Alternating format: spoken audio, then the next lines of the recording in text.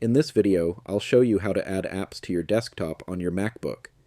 If you find this guide helpful, please subscribe and leave a like below. Let's get started.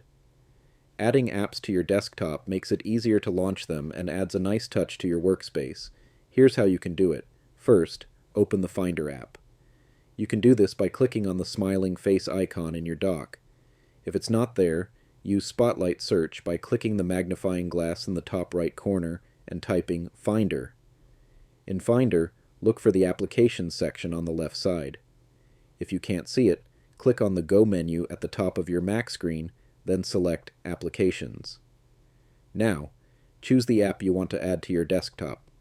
For example, let's say I want to add Google Chrome. Click on the app to highlight it. Once the app is highlighted, drag it to your desktop and release it. This creates a shortcut. You can now double-click the shortcut to open the app.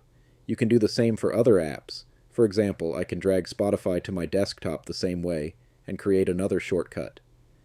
To tidy up your desktop, right-click or click with two fingers on the desktop and select Clean Up By. From the drop-down menu, select Name. This will organize your shortcuts by name. And that's it. Now you have app shortcuts on your desktop for easy access. If you found this video helpful, don't forget to give it a thumbs up and subscribe to the channel for more Mac tips and tutorials. Thanks for watching, and I'll see you in the next one.